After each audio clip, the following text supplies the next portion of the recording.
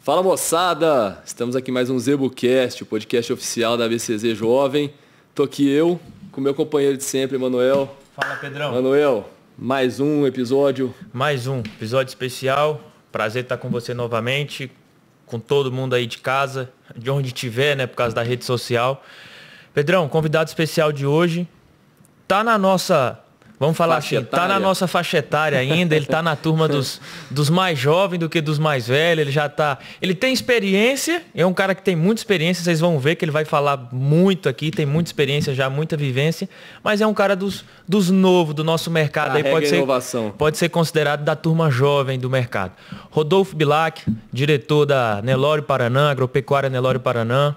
Atualmente está no Nelore Paraná, mas é amigo de todo mundo aí da raça Nelore, muito conhecido no mundo dos leilões. Prazer ter você aqui com a gente, seja bem-vindo.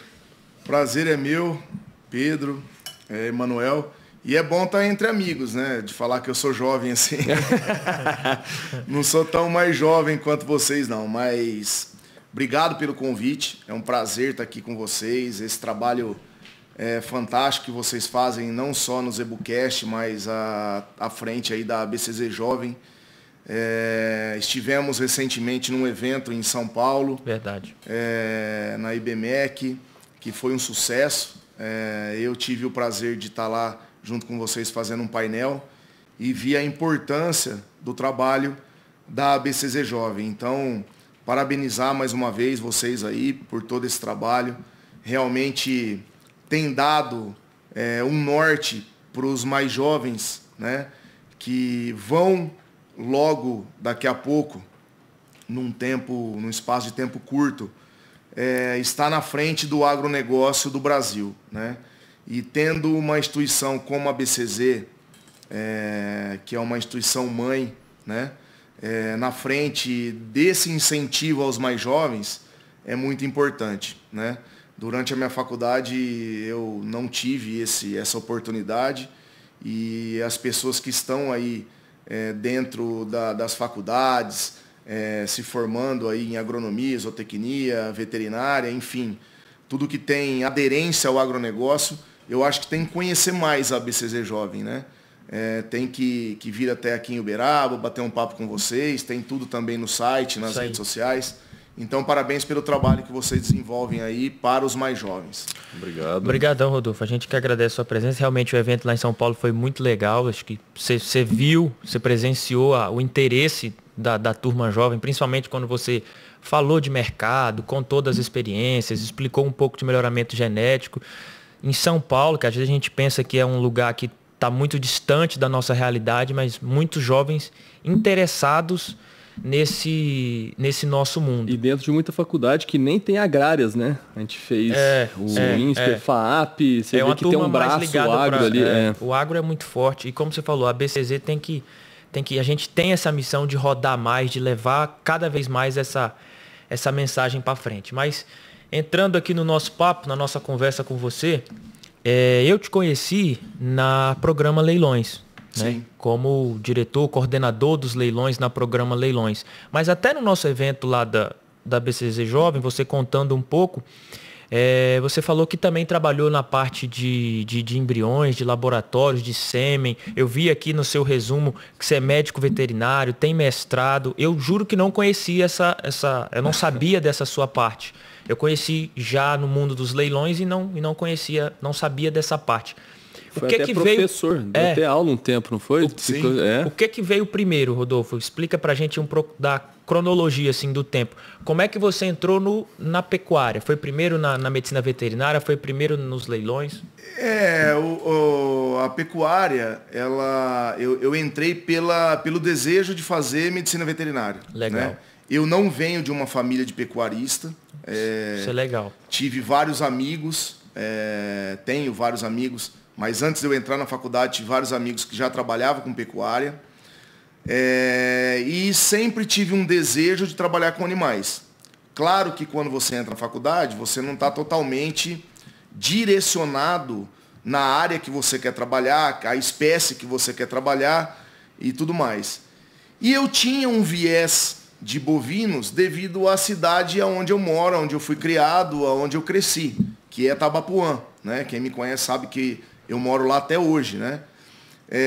Que é onde tem a Fazenda Água Milagrosa, né? Que surgiu a raça Mocho Tabapuã, né? Então eu já tinha esse viés de trabalhar com pecuária, sabendo de toda a história da fazenda e cresci dentro da fazenda, né? Jogando futebol aos finais de semana, andando de bicicleta quando era garoto, vários amigos na escola que moravam realmente na fazenda, que o pai trabalhava na fazenda.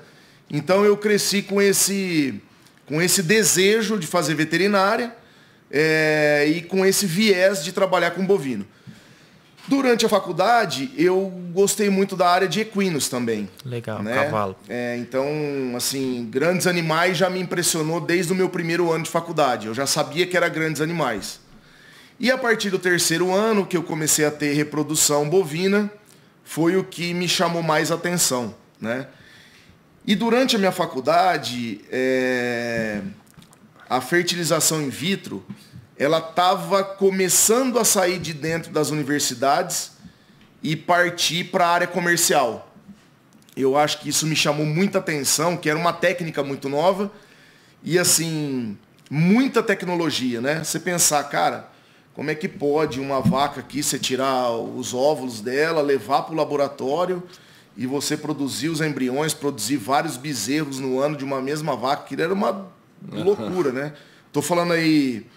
O ano era 99, 2000, nós estamos falando de 25 anos atrás, né? Então isso tudo era uma loucura, né? E aí comecei a ler, comecei a buscar informações disso com professores, né? Porque também não tinha tanta informação como tem hoje através de internet, que a gente tem tudo hoje muito na mão, né? Em volume e qualidade, né? Se você digitar qualquer coisa hoje num site de busca aí, você tem a informação que você quiser. Na minha época era um pouco diferente, né? Tá vendo? Eu não sou do grupo contemporâneo de vocês, denunciou. não. Então, assim, tudo isso me chamou muita atenção, me encantou. E no final da minha faculdade, a própria universidade onde eu formei estava abrindo um laboratório de FIV, que é a Fertivitro, né? Sim, sim. E a convite do professor Alim, eu acabei ficando na universidade e comecei a trabalhar com essa biotecnologia da reprodução, que era a fertilização in vitro. E eu fiquei nesse laboratório durante 10 anos, de 2005 a 2015. Foi um aprendizado muito grande, uma experiência muito positiva, onde eu acho que aí sim que abriu as portas para mim, para a pecuária, para o Nelore. Porque aí eu conheci muita gente, eu já frequentava muitos leilões, eu procurei a entender o que era leilão, o que era essa parte comercial, né? Que todos sabem que depois da Fertivitro, eu tive uma passagem rápida pela Premier com o Ademir. É né? mesmo? Trabalhei 3 meses com o Ademir na Premier. E aí depois o Paulo Horto fez o convite para eu ir para o programa, onde eu fiquei 3 anos na programa como coordenador de leilões, que foi onde eu tive o prazer de conhecer você, seu pai, sua família toda. E depois disso eu tive o convite para ir para o Paraná, né? E já estou completando o 7º ano lá, né? Foi aonde, Emanuel, eu tive assim, Pedro, um desafio maior porteira para dentro, né? Porque até então, a parte comercial eu já fazia na Fertivitro, já conhecia todo mundo, já entendia o que era leilão, já sabia como um leilão era feito, como era a dinâmica de um leilão. Só que quando eu fui para o Paraná, o meu maior desafio foi a porteira para dentro, porque no Paraná eu só não faço a parte comercial, né? Tem toda a parte de genética, tem toda a parte de manejo, apesar da gente ter uma equipe grande e de qualidade, a gente veio formando essa equipe durante esses anos, mas o meu maior desafio, que eu nunca tinha tido contato, foi a porteira para dentro. Uhum. Eu acho que a história, em resumo, mais ou menos é essa. E a parte de dar aula, como o Pedro comentou, enquanto eu estava na Fertivitro, eu fiz o mestrado, já trabalhando na Fertivitro e fazendo mestrado na Unesp em Jaboticabal, em reprodução. E aí eu já dava aula na faculdade, eu dei aula acho que 4 ou 5 anos na faculdade também. Então foi uma passagem também muito inspiradora, eu gosto muito dessa parte acadêmica, né? De vez em quando a nossa vida cada vez é mais corrida, mas a gente tem que tirar, fica uma dica aqui, falando de mais jovens aí, sempre que a gente pode, a gente tem que parar e buscar atualização, estudo, buscar um trabalho novo, ficar antenado no que está acontecendo de mais novo, né? Seja em qualquer área, né? Mas dentro da nossa área do agronegócio, isso é muito importante. Uma área que eu procuro estudar muito é a área de mercado, no agronegócio, né? Entender esse mercado, não só do boi, Sim. do boi gordo, porque eu acho que está ligado totalmente à genética, né? À pecuária, mas também da soja, do milho, que tem tudo a ver com o nosso negócio. Né? Então é uma dica que eu deixo que, assim, a gente tem que se atualizar. Né? A gente tem que buscar sempre estar estudando, buscando atualização, e isso me chama muita atenção. Você falou aí uma resposta assim, tem vários pontos que eu queria tocar, que você foi falando. Acho que um primeiro ponto muito importante, Pedro, é que a gente sempre tenta falar aqui, no ZebuCast e também nos eventos da BCZ Jovem, que você não tem obrigatoriamente ter que ser filho de criador, Sim. ter tradição em gado. A gente que tem isso, somos privilegiados, que bom, parabéns pra gente, fomos privilegiados por isso. Mas não obrigatoriamente você tem que estar numa família de criadores para conseguir uma carreira de sucesso. E o Rodolfo é uma prova disso. Ele entrou através da medicina veterinária, fez as amizades, conheceu o pessoal, entrou na programa Leilões. Eu queria, pelo nosso início, que a conversa hoje vai ser longa, pelo nosso início aqui, ainda continuar um pouco na parte da leiloeira e aí depois a gente entra na Paraná. Como que foi para você? Imagino que era tudo novo, embora você tenha tido uma experiência com a Premier, parte de assessoria, mas como é que foi para você ir para a maior leiloeira do Brasil, ser coordenador? Como é que foi esse desafio? Que dificuldade que você enfrentou? Quais experiências que você aprendeu na programa que hoje te ajudam muito na Paraná? Porque vocês são um projeto gigantesco, vocês têm que fazer vários eventos por ano. Então esse conhecimento de dentro, de fazer um leilão, de um preparatório de um leilão, isso deve te ajudar pra caramba. Mas como é que foi, primeiro lá atrás, jovem, entrar na programa, como é que você foi subindo lá dentro, como é que foi entrar nesse mundo dos leilões? Oi, Manuel, eu sempre tive comigo, assim, que o meu pai e a minha mãe, eles iam me dar a faculdade e eu tinha uma certeza comigo, que eu ia ter que me virar e trabalhar, né? Eu sabia que eu não tinha herança, que eu não teria nada de mordomia, que eu ia ter que me virar. E isso eu sou muito grato a eles. Até hoje não tenho vergonha nenhuma de falar, receio. Meu pai foi encanador, a minha mãe, professora do estado, teve dificuldade para pagar a faculdade. Então, assim, quando você veste essa armadura, eu acho que você encara os desafios da vida de uma forma mais fácil. Hoje, de uma forma mais madura, eu posso falar isso. Então, assim, quando eu saí da Fertivitro e comecei, eu já tinha uma amizade muito grande com o Ademir, com o Jandovico, com o João Marcos, né, com a turma que faz leilão e tal e tudo mais, porque eu fazia a parte comercial da Fertivitro e vivia nesse meio. Só que quando o Paulo Horto me chamou para conversar, foi num leilão que eu estava com a Ademir em Goiânia, lá dentro do Parque de Goiânia, aí me veio um gelo na barriga, um frio na barriga, né? De falar, cara, era um final do ano, ele falou, Rodolfo, eu queria que você fosse no começo do ano lá em Londrina, na sede da programa, queria bater um papo, só que agora tudo para, os leilões terminam agora, o calendário de leilão, se você puder ir lá em janeiro, eu te agradeço. Cara, foi um mês de ansiedade, assim, que não passava, né? E antes dessa conversa, eu acho, o Paulo é muito dinâmico, prático, né? Todo mundo sabe o sucesso aí de carreira que o Paulo tem pela força de trabalho dele, e o dinamismo e tudo mais. E um belo dia eu tô na minha casa esperando dezembro passar para eu poder marcar aí lá em janeiro, e a secretária do Paulo me liga. Ô Rodolfo, tudo bem? Oi, tudo bem. Não, o Paulo quer falar com você. Não, ok. Falar, ó, compra uma passagem aí para Salvador, pega um terno e vem amanhã para Salvador que eu já quero te apresentar no Canal Rural. Eu falei, cara, mas como assim, você tá louco? Você falou que a gente ia falar em janeiro. Não, vem porque é uma oportunidade, tá indo muita gente no leilão. Eu falei, ok.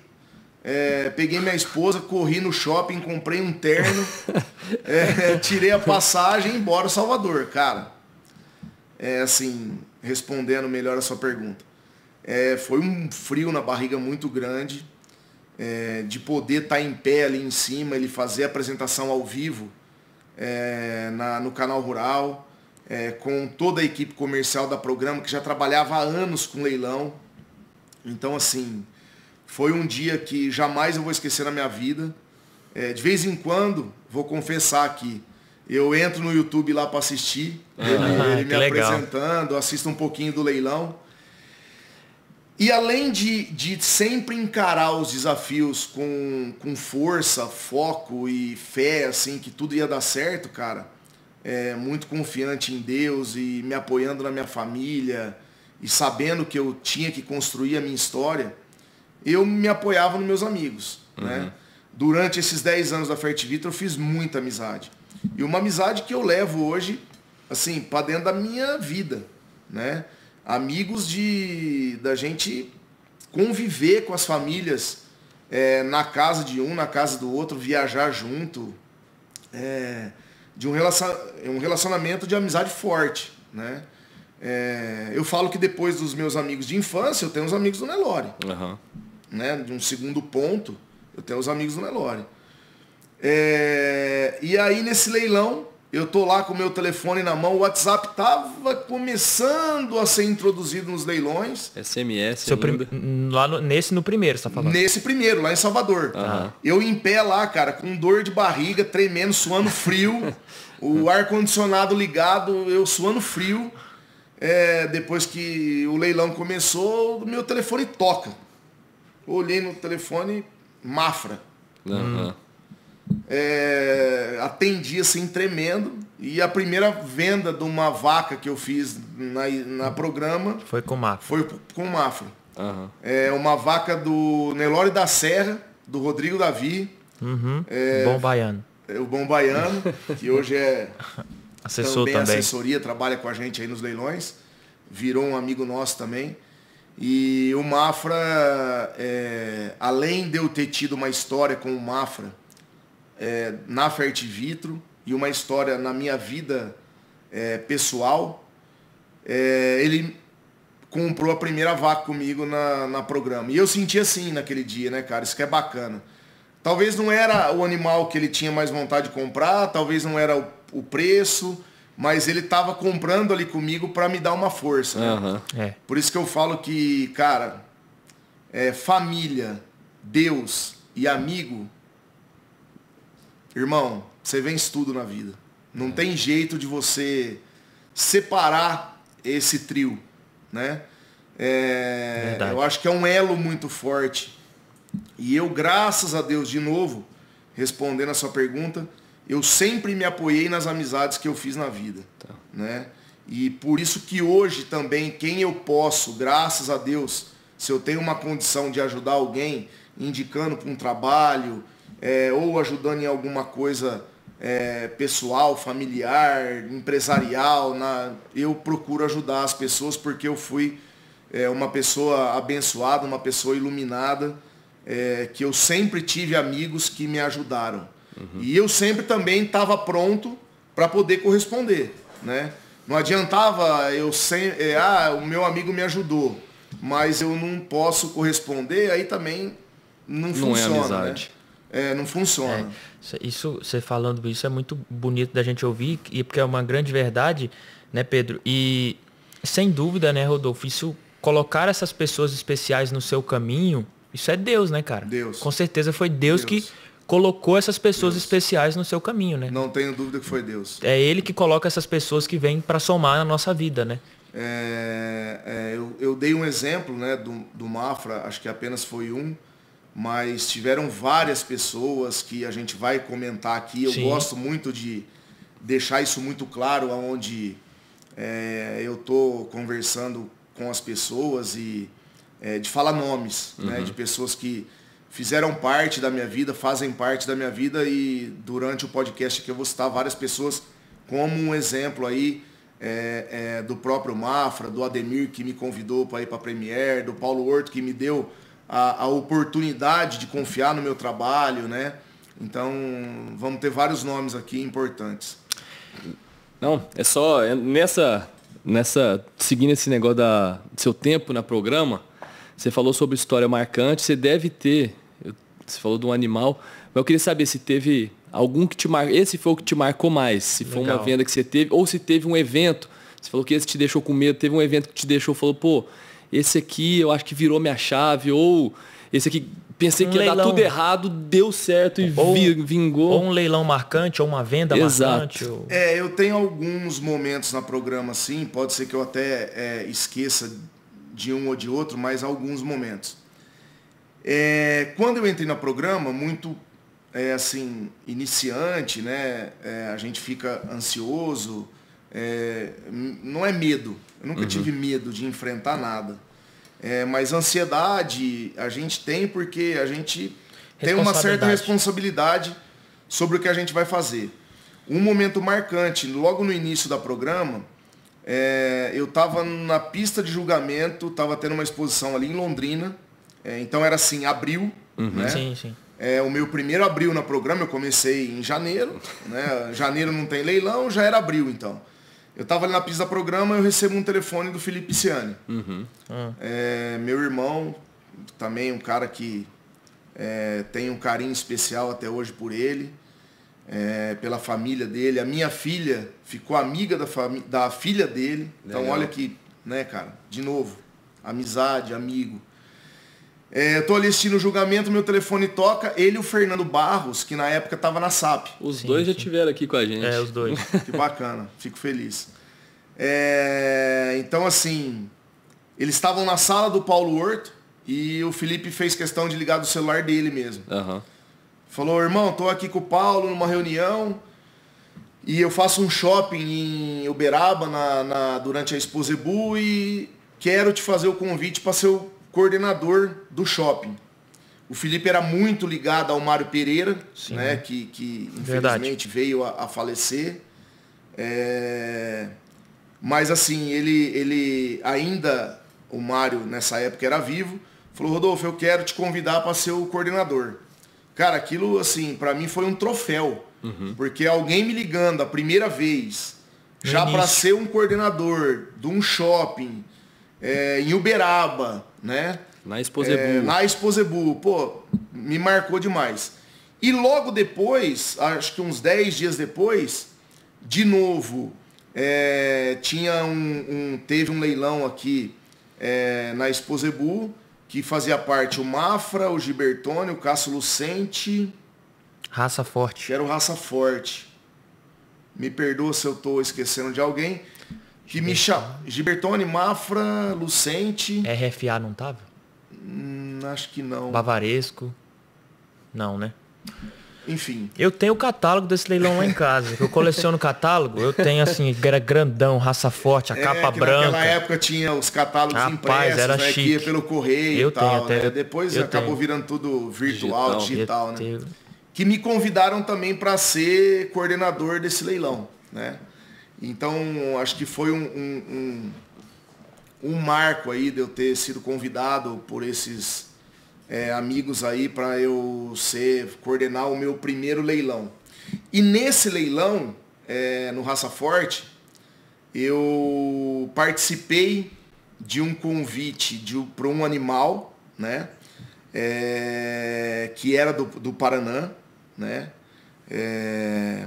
Então, assim, eu ajudei ao animal ser convidado.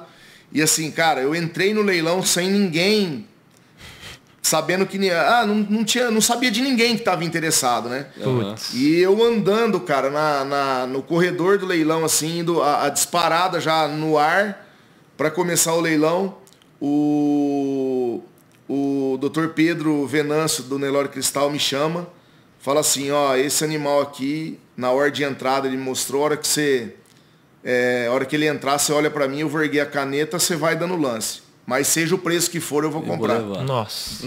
E, cara, o assim... peso que saiu das costas aqui.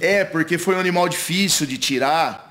E tem responsabilidade, né? O Paraná, na época, tava difícil, assim, de tirar uma grande doadora deles, porque eles estavam, lógico, num momento de aspirar, de fazer gado e tal, né? E pela amizade que o Aguinaldinho tem com o Murilo Gibertoni, que era um dos promotores do Raça Forte, acabou cedendo a vaca e eu estava junto no dia, né? Então foi um animal e assim, de novo, né? Eu sempre fazia uma oração, sempre faço uma oração antes de qualquer leilão. E eu estava andando no corredor no meio de um Pai Nosso, assim. E aí o Dr. Pedro me chamou assim e, cara, ficou para a história, assim. E leilões foram vários que me marcaram, né? Acho que se a gente fosse falar de leilões que me marcaram aqui, de recordes, de elo de raça, Noite dos Campeões, Sabiá, tive uma relação muito forte com o Beto no shopping da Sabiá, né? E tudo foi acontecendo de uma forma muito rápida, né? Os leilões do Gibertoni, os leilões do Cássio Lucente, né? Os irmãos Demarque, né? Que foram projetos que eu estavam RFA, projetos que eu estavam diretamente Ronaldo Alves, projetos que eu estavam diretamente ligados de uma forma muito forte com eles, né? Monte Verde, né? Já citei aí o Felipe, dentre outros aí, não dá pra gente citar todo mundo, mas principalmente as pessoas Ouro Fino, né? Pessoas que hoje eu tenho como amigo de vida, né? E desde essa época da programa me deram total confiança de conduzir os leilões, conduzir os projetos. Uma coisa que eu fazia questão era ir nas fazendas, conhecer o gado, né? Que eles iam vender, e não só chegar na hora do leilão lá, e na hora de bater o martelo, na hora de comercializar. Eu fazia questão de ir com as assessorias, apartar o gado, já ficar por dentro de como o leilão estava sendo montado. Eu acho que isso foi um diferencial que eu tive na programa também, né? Alguns amigos me falam isso até hoje, né? Então foram 3 anos intensos, 3 anos de muita alegria, 3 anos de muito aprendizado, 3 anos de felicidade e crescimento profissional. Sabe que parece que é mais, cara? 3 anos. Mas foram apenas 3. Parece que dá impressão. Não sei se você tem essa impressão. Não, eu tenho essa impressão e muita gente me fala isso. Eu também tô surpreso a saber que só foi 3 anos, mas deve ter andado tanto também. Dá a né, impressão de que é mais, de verdade. Dá a impressão anos. de que você passou bem mais tempo no programa. Mas até eu tenho essa impressão. Até eu, quando falo 3 anos, me dá eu fico meio assim, meio... Não é possível, só isso. Me dá uma confusão de números assim, entendeu? Eu fico impressionado que foram apenas 3 anos. Mas foram 3 anos completos. A intensidade, né? Às vezes a intensidade dá essa impressão. E o Rodolfo, cara, a gente tá falando aí desses momentos marcantes, mas eu queria... eu fiz algumas dessas perguntas parecidas também pro Felipe, porque o Felipe, né, o Pisciani, a gente sabe que ele é um cara que também sabe muito de leilão. Na sua função, enquanto na programa, como você falou, você visitava o cara, você participava da montagem do leilão, você ajudava às vezes a conseguir um animal mais difícil. Olha, o criador não está querendo vender essa vaca, vamos tentar convencer. Você participava de todo esse meio de campo aí. Como é que era, tipo assim, para você administrar, porque a gente sabe que não é fácil, que tem isso, muitas vezes o cara ele quer um valor, o outro quer X, o outro... Eu quero essa ordem de entrada, eu quero isso, eu quero aquilo, a minha vaca tem que dar tanto, não sei o quê. Como é que... Porque você estava na posição de frente ali. Você estava na linha de frente ali. Você estava o cara para levar a pancada ali. Sim. Administrar do promotor, do vendedor, da assessoria. Você tem que ter aquele jogo de cintura de conseguir acalmar os ânimos e dar tudo certo. E a gente sabe que o leilão influencia muito como é que tá a energia de todo mundo tem que chegar com energia positiva, com energia boa. Como é que você fazia isso, cara? Como é que conseguia contornar tudo isso? Todo mundo quer o melhor, né? Mas como é que faz? Bom, assim, primeiro, no meu primeiro ano de programa, isso me faltava muito, né? Os bastidores do leilão, né? Você tá ali, chegou o dia do leilão, você sentar para fazer uma ordem de entrada com a assessoria e tudo mais. E eu acho que eu atravessava isso muito bem, esses assuntos, porque o meu trabalho já começava, como eu disse, lá na fazenda, junto com as assessorias. Então a gente já ia preparando os criadores com o gado que eles tinham naquele momento para ser comercializado. E você tem uma baliza de leilão, do mercado dos leilões que está acontecendo no momento.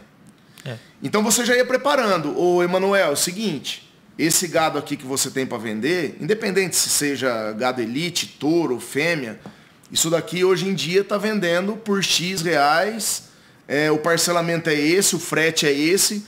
Fora disso, você vai vender por menos, ou não vai ter liquidez, ou você não vai buscar esse valor e tudo mais. Transparência, né? Transparência. Eu sempre procurei usar transparência em tudo. E assim, eu respeitava muito os criadores, né? Eu acho que tem um lema, que a leiloeira e a assessoria é uma ferramenta. Só que o gado é do vendedor. Né? A vontade de querer comercializar ou não é do vendedor. A vontade dele buscar liquidez ou não é do vendedor. Então apenas nós somos indicadores do que está acontecendo no mercado, né? Eu acho que aí entra confiança, entra credibilidade, entra transparência. E você transmite essas informações para quem está vendendo gado, né? A partir daí, você deixa totalmente aquele vendedor, aquele criador, aquela marca à disposição dele querer comercializar ou não, né? Porque é muito ruim nesse meio de leilão que envolve comércio, venda e emoção, você forçar alguma coisa a alguém. Eu nunca fiz isso. Nunca briguei com ninguém, nunca discuti com ninguém, nunca forcei ninguém a vender nada. Até hoje eu falo. Até hoje a gente faz reuniões lá do leilão Terra Prometida, que é o nosso principal leilão junto com o Henrique Juliano. Todo mundo conhece. Às vezes você vai convidar um criador para vender uma grande doadora, uma grande prenheza, uma grande bezerra, que outros leilões também de amigos estão atrás. No final da conversa, eu falo assim, por favor, se for para vender, que você vá vender feliz, confortável, que você se sinta assim em casa vendendo. Porque a pior coisa no mundo... É o que eu falei da energia, do peso, é você, né, forçar alguém a vender alguma coisa e você levar o cara no leilão de cara feia, de cara amarrada, ele já brigou com a esposa. Aí você olha o cara lá na frente sentado, você fala, cara, não deveria ter convidado esse animal para vender, não deveria ter forçado trazer esse animal, porque o cara não está confortável em vender. Entendeu? Isso é muito ruim. E aí você parte por um lado que você tira o cara do leilão, que a gente chama no linguajar dos bastidores, né? Você tira ele de vender bem, que o cara fica nervoso com ordem de entrada, que o cara fica nervoso que não deu o valor que ele tinha expectativa, que aí você tira o cara de comprar, que ele já tá nervoso. Você tirou o cara do leilão, que é o linguajar que a gente chama nos bastidores do leilão. E acho que tudo isso, Emanuel, respondendo a sua pergunta, de novo, como tudo na vida é expectativa e realidade. Na formatação de um leilão, a gente já no curral, já surgia a pergunta. O Rodolfo, ou assessoria X, Y, Z, o programa Leilões, quanto que vocês acham que vende esse gado que eu estou mostrando aqui para vocês? Olha, esse gado hoje no mercado, na atual situação, ele está assim, assado. Aí você dá alguns exemplos. Teve o leilão do fulano, do ciclano. Que é um gado parecido. Que é uma marca, é um gado parecido com o seu, acabou de comercializar. Você vai dando a baliza do mercado para o criador, né? Tem criador que virava pra gente e falava, não, tô consciente, vamos embora e tal. E tem criador que você até já nem deixava fazer o leilão. Porque o cara tava com uma expectativa tão alta, né? Que você sabe que você não iria atingir aquela expectativa dele. E eu, numa boa, cara, eu falava, vamos deixar pro ano que vem então, vamos ver o que a gente faz. Porque, de novo, é melhor você prevenir do que depois você ter que remediar. Entendeu? E depois você acaba sendo a linha de frente. Se você não jogar limpo, você acaba perdendo a credibilidade. Né? Eu acho que uma das coisas que eu também cheguei aonde eu cheguei na minha vida e tenho muito a aprender, muito a conquistar, é devido à credibilidade. Eu nunca cheguei numa fazenda para fazer leilão ou convidar alguém para leilão prometendo fundos imundos, isso é um problema. Sabendo que eu sei que não vai atingir, que eu sei que não vai, que é impossível de atingir. Você perde o criador depois do leilão. Cara, você perde o criador, você perde amizade, você perde confiança, você perde credibilidade. Fica um clima chato, é o que eu falei. Aí depois fica um clima chato, sabe? É muito ruim, né? É muito ruim. E você jogando limpo, é muito mais fácil. Em tudo na vida também, assim, é melhor você... Claro. É melhor você segurar a expectativa, diminuir a expectativa e entregar um resultado acima. Sim, que aí o cara vai ficar super feliz, né? Mesmo você sabendo, essa vaca desse cara aqui tem um potencial de dar, um exemplo, tem um potencial de dar 30 pau de parcela. Olha, mas o mercado tá vendendo por 10, por 15 e tal. Você não joga pro cara falar, vai dar 30, 40, 50. Você não sabe. O mercado tá dando 10, 12, 15. Se ela der 30, a gente vai comemorar. E leilão é leilão, né? Não é uma coisa a preço fixo. Você chega lá numa loja de carro, você já tem a tabela FIP. Você já deve ter visto inúmeros casos de surpresas, de coisas que aconteceram. Tanto pro positivo quanto pro negativo. Né? Leilão é leilão. Só que você tem que dar primeiro a baliza, que eu chamo de feeling comercial, né? Que seja numa doadora, numa prenheza, numa bezerra, ou no leilão virtual inteiro, ou no leilão presencial inteiro. E depois desse feeling, para você passar uma segurança maior com quem você está falando, você dá alguns exemplos. Né? Olha, essa filha da fulana vendeu uma irmã própria dela agora no leilão X, que ela vendeu por tanto de parcela, né? A mesma idade, o mesmo perfil, né? Então, você dando exemplos, você passa uma segurança maior para aquele vendedor, para aquele criador. E usar a credibilidade e transparência, cara, é isso. Transparência é o principal, assim. A gente, eu não sei se você lembra disso, mas tem vários momentos, mas tem dois momentos assim no nosso início do Nelore Vitória que me marcou bastante. Um foi com o César da SAP, que a gente foi vender no elo de raça a primeira vez que a gente foi vender, um criador novo, iniciando, vender no elo de raça é uma honra, é um momento especial. Sim. E ele foi lá ver os animais, aí ele fez o convite, só que na hora que ele fez o convite, ele me ganhou justamente com a sinceridade, com a transparência. Ele falou, Emanuel, olha, esses 2 animais aqui estão convidados para o elo, só que eles estão convidados para o terço final do elo de raça. Sim. Tá? Seus animais estão convidados, encaixam no leilão, vai ser um prazer ter você com a gente, mas é para o terço final da ordem de entrada. Aí aquilo me surpreendeu, eu fiquei um pouco surpreso com na lata, na sinceridade dele. Eu falei, tá aceito, Cezinho, tá aceito, é um prazer, é uma honra, pode me pôr em último, não tem problema não, vai ser um prazer estar lá e obrigado pela sua transparência. Porque ele já ele já me preparou para o que vinha. Ele já foi transparente comigo. Ó, É isso. Quero ter você lá, vai ser legal, mas é terço final. Você e você aceita? não foi com o coração em paz? Ah, ótimo. Não deu certo a venda? Deu certo, foi maravilhosa a isso. venda, eu fui preparado. É isso. E era realmente onde o animal devia estar, tudo certo. Só que ele foi verdadeiro. E teve uma com você que me marcou também lá no Ronaldo Alves, não sei se você lembra, a gente foi vender uma doadora lá, que na época era muito importante pra gente, que era a Luana. Sim. ESPN Luana. Sim. E aí você me chamou de canto, era um dos destaques lá do leilão no dia do Ronaldo Alves, e a gente muito novo. Uma filha do Rambo, né? Filha do Rambo. Lembro demais. Rambo na Sérvia 8. Lembro demais. E aí a gente iniciando, era tudo novo, eu muito mais novo, muito cru de tudo, sem ter muita experiência de nada, muito nervoso com a venda, muito ansioso, não sabia o que ia dar e tal. E aquela responsabilidade, que eu sinto também essa responsabilidade de vender bem e tudo. Claro. Aí você me chamou de canto e falou, irmão, como é que você tá? Como é que tá seu sentimento? O que você tá achando da vaca? O que você espera na vaca? Olha, Rodolfo, não sei, cara, não tá... Não, fica à vontade, fica tranquilo. O que você espera? Quanto você acha que vale sua vaca? Quanto você acha que você está imaginando que ela vai dar? Para eu te dar uma baliza, para eu ver como é que tá.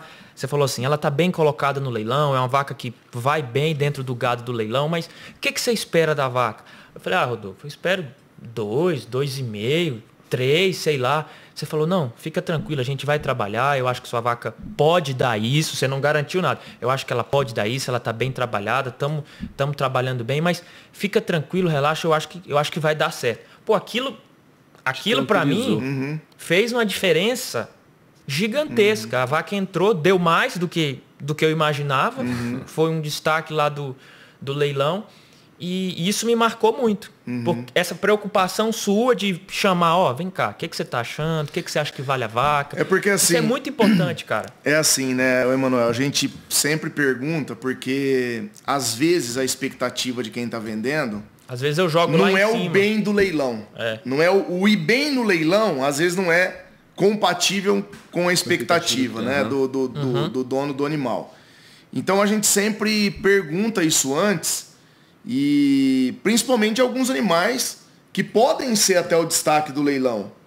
No caso, eu fui te fazer essa pergunta, não é que eu queria vender tua vaca barata. Barato. Eu queria saber como ela era importante no leilão, estava numa hora de entrada bem. Isso.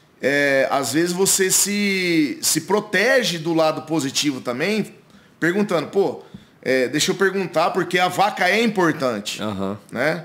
Então, é muito importante isso. Hoje a gente pratica muito isso. Transparência, né? Não cara? na hora só do leilão, mas na hora que você vai fazer um convite para um animal ir para um grande leilão, né? Você tem que ter essa conversa antes. Né? Eu acho muito importante. E obrigado por lembrar disso. Não, eu nunca esqueci desse dia. Mais um amigo no dia caminho. Gostoso mesmo. Nunca esqueci desse dia, foi muito marcante. Foi uma venda legal, eu lembro. Agora tá me passando o filme na cabeça aqui. Foi marcante, puta. Meu pai tava, ele ficou mais desempolgado. Isso. Porque assim, eu particularmente, não sei você, uma venda, eu acho venda boa, venda que dá disputa, independente do preço. Sim. Pode sair por 500 de parcela, mas se abriu de 100, 50. E teve 200, a briga. Isso aí. Teve muito lance. Eu acho muito lance legal. Para qualquer marca isso é muito importante. Ter né? a disputa, né? Você vê a disputa. Então foi uma vaca bem disputada. Brigaram pela vaca. Uma venda bonita, uma disputa bonita. Isso, independente de quanto ela chegou, mas foi uma disputa bonita. Rodolfo, eu queria agora entrar... Agora a gente falou bastante de leilão, de programa, contamos um pouco dessa história. Um pouco, né? Como é que foi esse convite do Nelore Paraná? Você contou essa história legal do convite do Paulo. Como é que foi o convite do Paraná? Como é que foi aceitar esse desafio? Porque eu imagino também que você encarou como um grande desafio pegar um dos maiores, se não o maior projeto de pecuária do país... E ser de novo o cara da frente desse projeto, ajudar, claro, com toda a equipe que você deu aqui, falou da importância da equipe, mas como foi sair de um coordenador de leilões para tocar um grande projeto? O que te influenciou nessa decisão de sair da programa? Porque também você tinha um cargo muito bom, numa empresa muito grande. O que mexeu com você para você aceitar? Oi, Manuel. Voltando um pouquinho... de momentos marcantes que eu tive no programa, na minha primeira Exposebu, um momento marcante foi o Aguinaldo Filho ter chamado o Paulo Horto, antes de iniciar a Exposebu, e falar que ele gostaria de ser atendido por mim nos leilões da Exposebu. Eu acho que isso foi também uma outra dor de barriga que eu, assim, eu passei. Porque o Paraná, comprando grandes animais, participando dos grandes leilões, eu sabia que naquela Exposebu não ia ser diferente, né? Já tinha uma certa amizade com o Aguinaldo. O Jandovi já tinha me apresentado ele, que na época o Jandovi era o diretor de pecuária lá. E eles chamaram o Paulo Horto e falaram, olha, nessa Exposebu eu quero que o Rodolfo me atenda, então coloca ele de pisteiro na minha mesa, na frente da minha mesa, eu vou comprar com ele. Então isso foi um momento marcante também. Fazendo esse gancho aqui um pouquinho atrás para poder responder a sua pergunta. O convite para o Paraná, a ida para o Paraná, de novo, eu sou movido muito por desafio. Então eu sabia que era um grande desafio. Segundo, estava vestido com a minha armadura, que eu sempre soube que para eu poder vencer na vida obstáculos, eu teria que trabalhar. Ninguém ia trabalhar por mim, né? Nem meu pai, nem meu avô, nem meu irmão, ninguém. E um final de ano, um começo de ano, a gente estava na praia. Eu gosto de ir com a minha família para Riviera, já fazem anos. E o Aguinaldo tem casa lá e combinamos de se encontrar. Combinamos de se encontrar e tal. E a gente fazendo um churrasco, tomando uma cerveja lá. Aliás, várias tomamos esse dia. Ele me esticou a mão e falou, vamos trabalhar comigo? Eu fiquei olhando para ele assim, falei, mas... Será que é sério? Cara, mas como assim? Não, nem pensei que é sério, porque eu sei que ele é firme no que ele fala, por isso que eu fiquei assustado. Eu pensei comigo, mas como assim, né? Mas, cara, foi reflexo. Tá. Sabe? Reflexo. Eu não perguntei nada para ele. Eu fiz a pergunta para mim, como assim? Não perguntei nada para ele e não demorei 3 segundos para esticar a mão. Falei, vamos. Beleza. Comemoramos, chamei minha esposa, contei para ela. Ela ficou feliz também. Enfim, a noite acabou daquela forma. Fomos dormir, no outro dia de manhã, 8 horas da manhã, ele me ligando. E aí, tudo bem e tal? Vamos pra praia e tal? Eu falei, Aguinaldinho, tô com um pouco de ressaca ainda. Esperar um pouquinho. Mais meia hora. Tomar um Gatorade aqui, uma Coca gelada. Ele falou, não, beleza, vamos encontrar no mesmo lugar da praia aqui, mas o que nós combinamos ontem tá combinado, né? Eu falei, não, tá combinado, tá fechado. Tá fechado. Não, porque eu quero que você já vai pra fazenda dia tal, em janeiro agora. Eu falei, minha Nossa Senhora. E assim, cara, foi desse jeito. Ele até gosta muito de contar isso nas rodas com amigos. Ele gosta de falar, ô Bilac, ele me chama de Bilac. Bilac, conta aí como que nós fechamos a tua ida do Paraná. Nós não combinamos salário, nós não combinamos função, nós não combinamos o que eu ia fazer, nós não combinamos se eu ia mudar para a fazenda, nós não combinamos nada. Zero. E foi desse jeito. E tô lá há 7 anos, é um cara que, além de ser meu gestor, meu patrão, meu diretor, eu aprendi a gostar como irmão, como uma amizade assim, que ultrapassa aí, eu acho que somente uma amizade, é uma irmandade mesmo. Aprendi a gostar da família dele como a dele gosta da minha. Hoje a gente sou de dentro da casa deles. Né? Nessa minha ida para o Paraná, conheci o Daniel, que me tornei um grande irmão também. Né? Então, assim, é muito gostoso trabalhar dessa forma com pessoas que a gente sabe que gosta da gente, que ama a gente. Né? E claro, digo aqui e deixo bem claro, que a gente tem que saber dividir os momentos. Né? Eu acho que o Emanuel, vai entender muito isso, pelo que eu conheço ele e o pai dele, é como trabalhar com pai e filho. Tá. Né?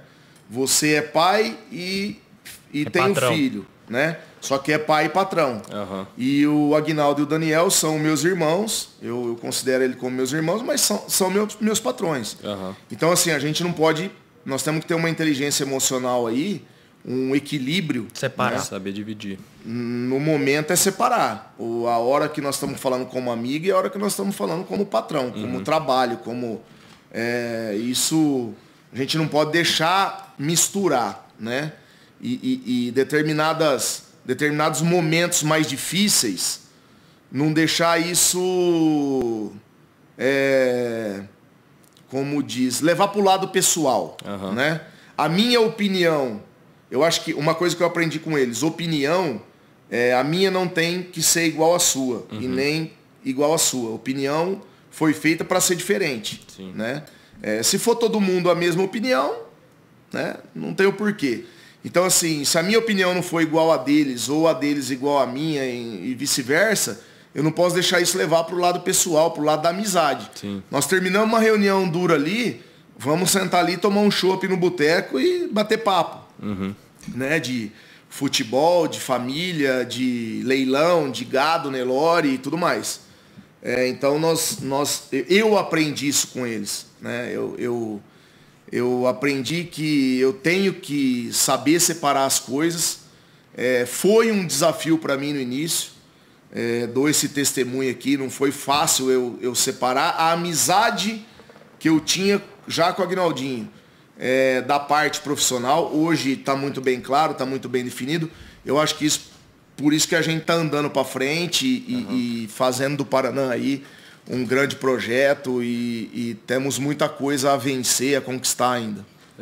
E além desse desafio de separar o profissional do pessoal, como é que foi esse desafio também de você estar na Paraná, que agora você está da porteira para dentro? Antes você ia para o leilão, você mexeu com o FIV, agora você está gerindo um projeto todo. Como é que foi você encarar esse novo desafio? Como é que foi seu começo lá dentro? O Pedro, acho que assim... O desafio, ele veio logo no início. Né? Então, a partir daí, eu comecei a aprender com a equipe que já estava lá. Né? Eu cheguei lá, já tinha o Jandovi, que trabalhou uma época comigo, depois ele saiu e montou a assessoria dele, a Select. Então, nós ficamos, acho que 7, 8 meses morando junto. Ele já conhecia, já estava lá há 3 anos. Tinha as assessorias que já visitavam o projeto, né? Já tinha os gestores de todas as áreas lá e eu comecei a ficar antenado de tudo. E comecei a estudar. Comecei a buscar informação, comecei a estudar.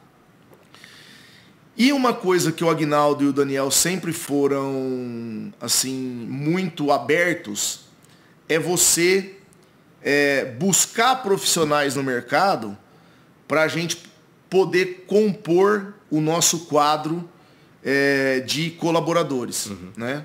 Então, hoje, assim, onde eu tinha os maiores desafios, que eu não conseguia resolver sozinho, e nem com alguém ali interno, eu ia buscar um cara da nutrição, eu ia buscar um cara do melhoramento genético, eu ia buscar um cara da parte, sei lá, de infraestrutura, eu ia buscar um cara de obra. Então, assim, sempre eu pude buscar profissionais que me ajudaram muito nesse início. Né? E com o passar do tempo, obviamente, você também vai aprendendo, junto com a sua equipe interna de colaboradores e terceirizados, a ir gerindo cada vez mais, aprendendo a cada vez mais, ficando cada vez mais íntimo com os assuntos fazenda porteira para dentro. Tá. Né? Eu, de reprodução, sempre foi a minha área. Né? Então, isso eu matava no peito e saía jogando. Né? Para mim, não tinha tanto desafios. Claro que aparece, mas não era tantos desafios. Agora, na parte de nutrição, na parte de pastagem, na parte de obras, na parte de infraestrutura, eu tive que buscar profissionais no mercado que me ajudaram, me auxiliaram a gente melhorar o projeto a cada dia. E eu tinha essa carta branca do Aguinaldo e do Daniel para eu poder buscar isso. Legal. E agora, continuando na Paraná, falar um pouco de gado especificamente.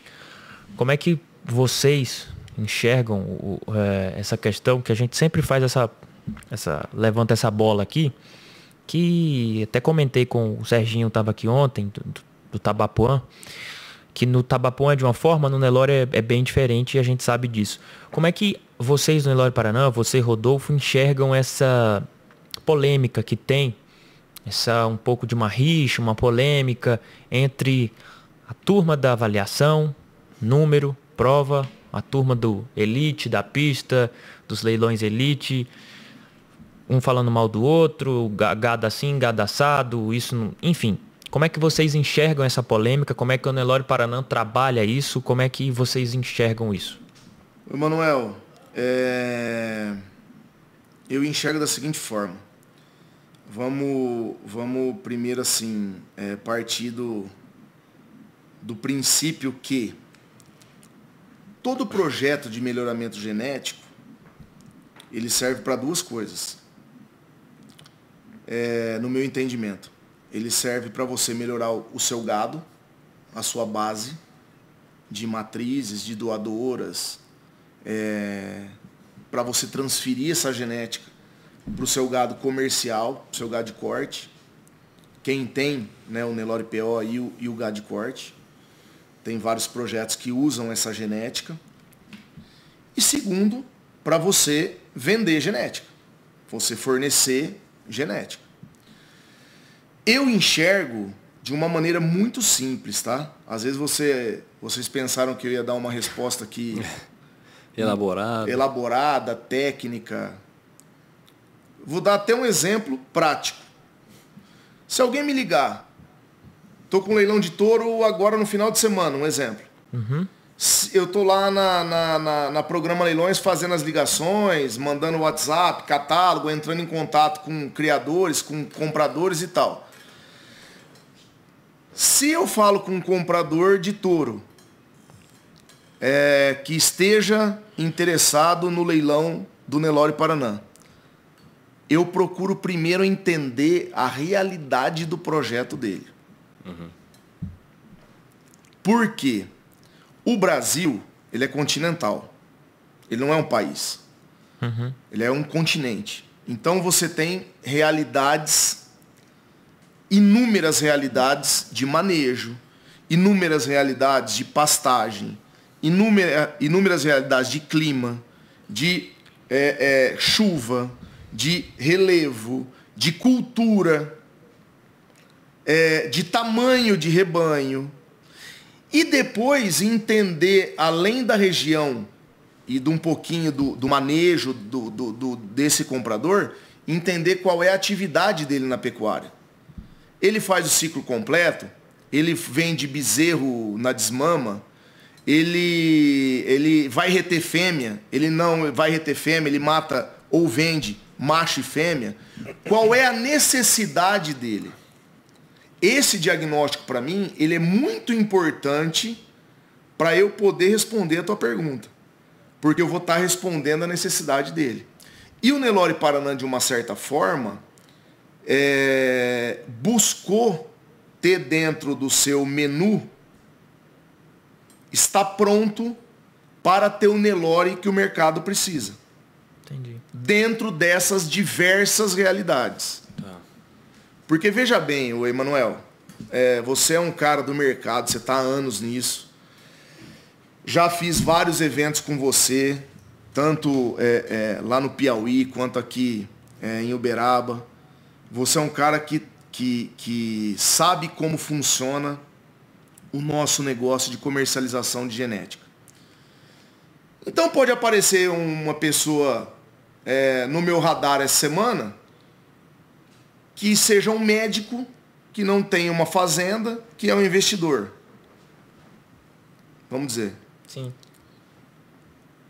É lógico que o gado elite, ele comprar metade de uma doadora junto com o Paraná, ele comprar uma prenhez do Paraná, ele comprar uma bezerra de pista 50% do Paraná. Eu consigo encaixar dentro do perfil dele. Então, exemplo 1. Exemplo 2. Me ligou um boiadeiro que está numa região que chove 800 milímetros no ano, numa terra fraca,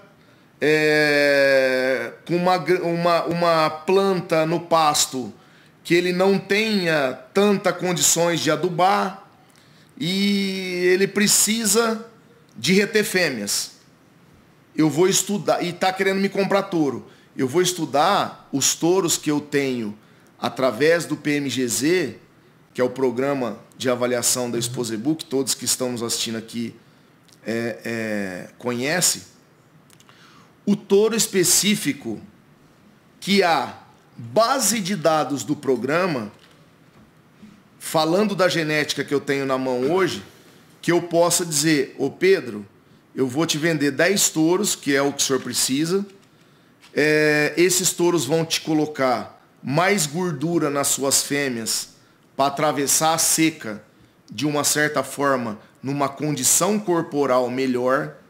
Eu vou te fazer umas fêmeas, esses touros vão te dar umas fêmeas de um frame menor, que ela não precise de uma exigência nutricional tão grande, que elas vão emprenhar mais cedo, que elas vão parir com mais leite e que o senhor vai ter sucesso. Na sua região aí. Ou vamos dizer, não é ter sucesso, porque a gente mexe com biologia e servil. Você dá um norte pro cara errar menos. Tá. Certo? Então assim, esse diagnóstico do entendimento do seu cliente, ele é muito importante. Mas Rodolfo, você deu uma volta para me responder da polêmica do Nelore. E que eu não, assim, eu tenho que participar das duas rodas. Eu estou no gado elite. Sim. E o Paraná também está no gado de avaliação. Sim. Né? E eu tiro de letra, porque eu tenho esse entendimento na minha cabeça. Né? E outra, qual é o nosso lema? Fazer o melhor elite e fazer a melhor avaliação. Usar o que eu tenho de ferramenta no elite e usar o que eu tenho de ferramenta na avaliação para poder entregar a melhor genética. Então você não defende nenhum e nem o outro. Depende para quê? De novo, qual a sua necessidade? O que você quer? Uhum. Senta aqui, vamos tomar um café, me liga, me manda um WhatsApp, um áudio, nem que seja de 10 minutos, para eu entender a sua necessidade. Eu costumo brincar o seguinte, que é igual você ir num restaurante. Você gosta de bacalhau, ele gosta de costela e eu quero comer uma massa. O restaurante tem que estar pronto para te atender. Com o melhor bacalhau, com a melhor costela e com a melhor massa. E nós vamos abrir o melhor vinho e todo mundo vai ser feliz. Uhum. Eu acho que é isso. Né? Sim, sim. E como está pronto para poder encarar os desafios dos dois projetos. Já fica aqui o convite para vocês dois ir lá conhecer o Paraná. Isso é um prazer. E quem conhece o projeto e nunca foi lá conhecer em loco, é a pergunta que eu mais recebo. Rodolfo, mas como que vocês criam o gado aqui? Cadê o gado de avaliação e cadê o gado de pista? É o que eu quero mais mostrar para quem vai lá. Por quê? Como são gados, são caminhos diferentes, objetivos diferentes, o manejo é todo diferente. Eu tenho um retiro onde a gente faz somente o gado de pista, que é onde eu tenho baia, onde eu tenho bezerreiro, onde eu tenho toda a estrutura que o gado do elite precisa, e eu tenho um retiro onde eu crio o gado de avaliação, que eu tenho toda a estrutura que o gado de avaliação precisa. Os grupos contemporâneos, o intra-rebanho e tudo mais. A bezerra de pista, ela nasce com 35, 40 dias, eu e o Anísio, o Bruno já vai lá, aparta as bezerras, já traz para o bezerreiro. As bezerras de avaliação nascem, são grupos contemporâneos, de 90 dias, divididos em 90 dias de diferença de nascimento. Essa bezerra eu só vou ver ela na desmama, na avaliação que a Aval faz junto comigo da desmama. Então não é um gado que eu mexo, não é um gado que a gente leva no curral, não é um gado... Por quê? Eu tenho que cumprir aquele ritual do intra-rebanho, que os programas pedem. Então, assim, é um projeto, estamos prontos para oferecer os dois caminhos. Eu não vou chamar aqui de 2 Nelores, porque Nelore é um só. Os 2 perfil de gado, certo? Porém, dentro do projeto, são ambientes diferentes, manejo diferentes, genética diferente. As FIVs, as doadoras, é tudo separado, tudo diferente. Retiro, é tudo diferente. É claro, a equipe minha do escritório, óbvio que eu vou usar em comum. O Multibovinos, o Produz, sim. O Rodrigo Cansado, que atende a gente lá, o técnico da BCZ, eu vou usar em comum. Só que cada um obedecendo o seu manejo, cada um obedecendo o seu caminho e cada um buscando ser melhor a cada dia. A nossa palavra lá, Emanuel, é evolução, cara. Quem acha que o Nelore Paraná é uma grande marca, que já chegou onde chegou, só fazendo essa visita lá que a gente pode falar, nós melhoramos a cada dia, buscamos melhorar a cada dia, e a palavra aqui dentro é evolução. Seja na genética, seja no manejo, seja em crescimento profissional, seja em equipe, enfim, seja em comercialização, seja em buscar genética diferente. É evoluir. Eu durmo com a palavra evolução na minha cabeça e acordo com a palavra evolução durante o meu dia. E a minha equipe também é isso, é evolução. O que a gente pode fazer para ser melhor? Eu acho que foi muito bem respondido, porque opinião pessoal, acho que a gente não vai chegar a lugar, eu falo, a raça Nelore não vai, isso não soma em nada, você ficar apontando um dedo para um, para outro, o fulano, olha isso, o meu é melhor, o seu é pior, isso está errado, isso está certo, ficar jogando um contra o outro, um contra o outro, o que ele está fazendo é errado, ou o que eu estou fazendo é melhor, é superior. Opinião pessoal, eu acho que enquanto raça isso não vai chegar a lugar nenhum. Eu acho que a resposta mesmo é o que você falou. A gente quer fazer o melhor gado de julgamento, de elite, e a gente quer fazer o melhor gado de avaliação. Ponto. A gente quer fazer os dois para atender todo mundo, porque a gente está no mercado, a gente está no comércio, a gente precisa comercializar e precisa atender a todos. Eu acho que e assim, é simples. De novo, a pergunta eu acho que eu sou uma das pessoas que mais recebo essa pergunta, porque o projeto tem os 2 caminhos, os 2 perfis de gado. Sim. Qual você gosta mais? De novo, não é nem qual você gosta mais, o que você mais acredita? De novo, amigo, eu estou pronto para oferecer o melhor dos 2. Uhum. Depende, de novo, da sua realidade. Eu não vou vender uma vaca de 700, 800 quilos para um criador que cria gado a campo, numa região que chove pouco, que tem uma forrageira pobre, que não tenha condições de criar uma vaca exigente de 700 quilos. Uhum. Eu vou falar para ele, meu amigo, esse não é o seu negócio. Não vai dar certo para você. Para você. Agora, uma pessoa que já tem uma abundância em pastagem, em nutrição, num lugar que chove bastante, numa terra boa, estrutura, que já faz uma FIV, eu vendo uma vaca de 1.000 quilos, sem problema nenhum. Que eu sei que o negócio dele vai andar, ele vai tirar o melhor provento daquele animal. Ele vai tirar frutos daquele animal, sem daqui um ano me ligar e falar, rapaz, a vaca que você me vendeu morreu no pasto. Você me enganou. Uhum. Entendeu? Então eu acho que esse diagnóstico, primeiro, é muito importante. E as pessoas procuram me colocar todo dia. me pegar de calça curta. Qual que você acredita? Qual que você gosta? Qual que você defende? Não, eu defendo o meu cliente. Uhum. Eu acho que essa é uma excelente resposta. E aprofundando mais agora na parte mesmo, de novo, do gado. A gente comentou muito isso lá no evento da BCZ Jovem, a gente falou muito de carne, falou muito do mercado da carne, falou muito dessa preocupação que a gente tem que ter em produzir carne de melhor qualidade, carcaça, ultrassonografia de carcaça, área de ouro de lombo, enfim, a gente tocou nesses assuntos mais aprofundados realmente do melhoramento genético e principalmente as biotecnologias. Como é que é esse trabalho dentro do Nelore Paraná? Eu sei que vocês são pioneiros em várias coisas, desenvolvem isso muito bem. Qual a importância disso e como vocês fazem isso lá? O Emanuel, eu sempre acreditei na ciência.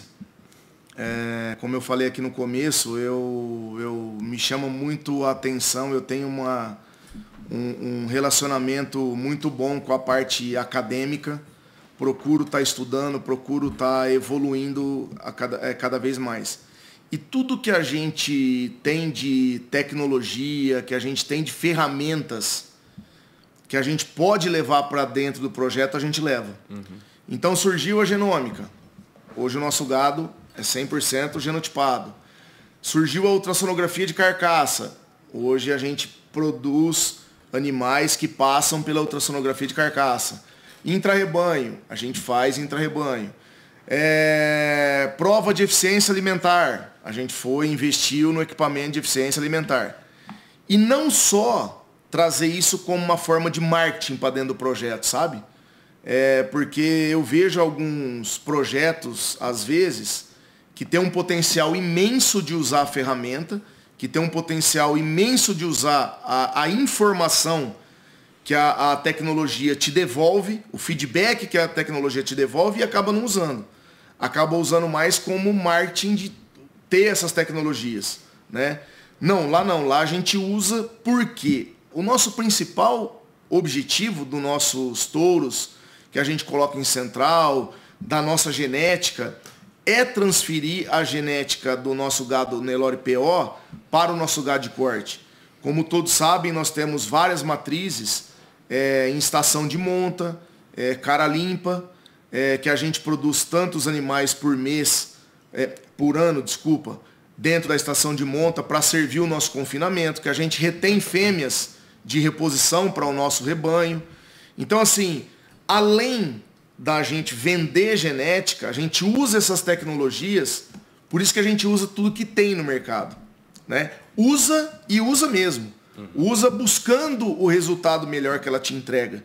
Justamente porque, o que a gente quer? A gente quer matar o boi mais rápido, a gente quer que o boi come menos e engorda mais, a gente quer que nossas fêmeas emprenham mais cedo, a gente quer que nossas fêmeas emprenham a pasto e dão leite e entregam um bezerro pesado na desmama.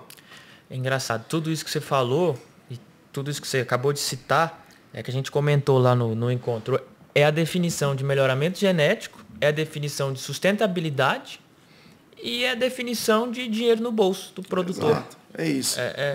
É muito simples, né? A genética que a gente produz dentro da nossa realidade é a genética que nós vamos... Primeiro a gente pensa no gado de corte. O que meu gado de corte está precisando? Eu estou desmamando leve. Eu estou matando boi atrasado. Boi fora da média nacional. Meus boi estão comendo muito no coxo. Minhas fêmeas estão emprenhando com uma idade fora da puberdade. Então, assim, tudo que a gente faz, olha no gado de corte, é o diagnóstico que eu acabei de falar do cliente. Mas é para o nosso gado de corte. E aí eu vou buscar na genética do gado PO o que eu vou produzir para eu melhorar o meu gado de corte. O nosso foco, a nossa mira, o nosso alvo é o nosso gado de corte. Uhum. Por isso que eu até uso o slogan, a genética do ciclo completo, né? E quem pode ir lá visitar, eu faço questão de andar nas fazendas, nas 2 fazendas que a gente tem de cria do gado de corte, para poder mostrar isso em prática, na prática. Olha, não é só conversa de podcast, não é só postagem de Instagram. Tudo que a gente produz aqui, a gente usa no nosso gado de corte e cada vez mais. Porque o nosso projeto ainda é jovem, né? Perante a outras marcas aí que a gente respeita, que a gente busca genética, né? Nós somos muito... O projeto é jovem, né? Então a gente vem introduzindo essa genética cada vez mais em um volume maior no nosso gado de corte e a resposta está sendo muito boa, muito positiva, né? Hoje nós temos análise de dados da nossa equipe de campo, da nossa equipe de escritório, isso tudo planilhado, tudo colocado em programas que a gente tem interno. E quando a gente vê o uso dos nossos touros perante a grandes touros de grandes marcas, a gente fica até surpreso de ser um projeto jovem e assim já está chegando na onde esses touros de outras marcas, de outros criatórios, entregar o que eles entregam, entendeu? E isso é bem bacana quando você faz essa análise de dados, né? A gente fica muito orgulhoso e feliz de estar colhendo já esses frutos já no gado de corte. Legal. Você me deu um gancho aqui agora, você falou nos touros. Eu não tô querendo te pôr em saia justa não, tá? Eu sou seu amigo, sou seu companheiro. Mas é porque eu não posso deixar de perguntar. Claro, tranquilo. Eu quero saber sua opinião, essa é a verdade. Uma outra, querendo ou não, vamos falar assim, um outro assunto na roda dos criadores. A gente está na roda dos criadores de Nelore, vira e mexe, sempre levanta esse assunto, que são os touros de central.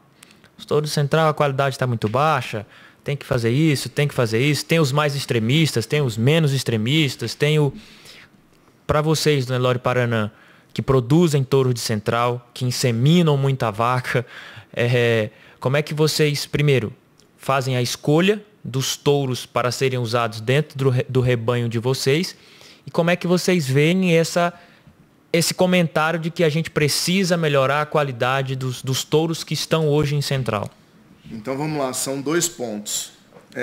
Vou primeiro responder os touros que a gente escolhe para usar dentro do nosso rebanho. A gente faz o diagnóstico. Aonde que nós estamos? Onde estão as fazendas? Município de Iaciara.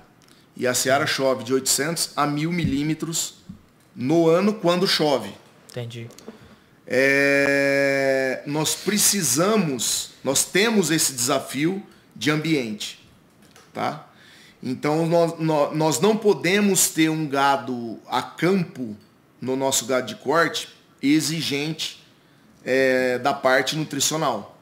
Então, tudo que eu falei aqui desse diagnóstico que eu faço do cliente que eu vou fornecer a genética, nós fazemos do nosso. Nós olhamos para o próprio umbigo, né? E os touros que a gente usa buscando precocidade, buscando gordura, buscando idade ao primeiro parto e buscando peso. Então, olhando sempre as características econômicas dos programas, né? Porque, como você mesmo, nós comentamos isso lá em São Paulo e você falou aqui hoje, é dinheiro no bolso. Eu não posso ter um projeto de gado de corte que ele só seja bonito. Que eu só tenho a fazenda organizada, o manejo organizado e eu tenho que ver a minha realidade. Onde dói menos no meu bolso? Né? É como você vai escolher uma semente da soja, uma semente do milho. O agrônomo não faz a análise de solo? Eu faço a análise, no geral, o meu diagnóstico. Qual é a semente que eu quero, que eu preciso disseminar no meu gado de corte? Então, assim, aonde a gente busca a escolha dos nossos touros para uso na estação de monta, tanto do Nelore Paraná quanto de outras marcas, que nos traga as principais características econômicas. Então peso, reprodutivo, a novilha ser desafiada precocemente. Para isso eu tenho que ter genética, eu tenho que ter nutrição ajustada, eu tenho que ter grandes profissionais acompanhando o projeto, que seja touros que emprenham, porque também a nossa estação de monta ela precisa de vaca com a barriga cheia, é o que bota dinheiro no bolso. Então tudo que eu te responder, eu vou sempre estar buscando o quê? Primeiro olhar economicamente o meu projeto, certo? Certo. Essa é uma resposta de como a gente enxerga buscar touros para usar no nosso rebanho. Segundo, quem for visitar alguma central que tenha os touros do Paraná, nós também temos touros que a central vai lá e escolhe olhando mais a parte econômica e de avaliação genética. Uhum.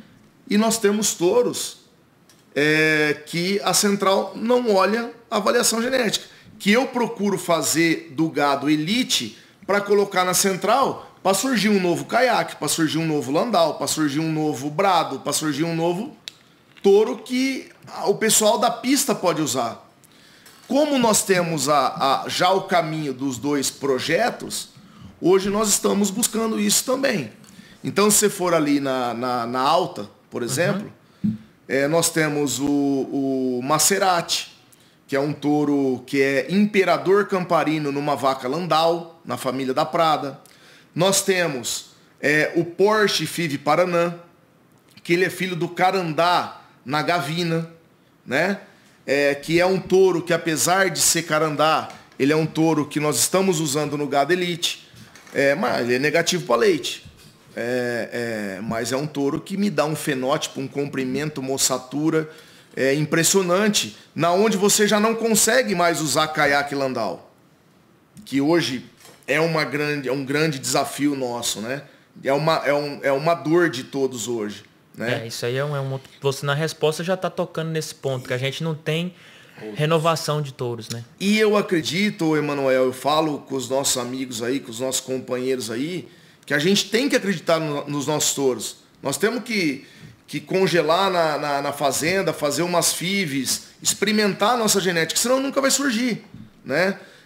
Graças a Deus, apesar disso, tem surgido outros touros aí que nós já estamos utilizando, mas se a gente não acreditar na nossa genética você tem que acreditar, você tem que usar.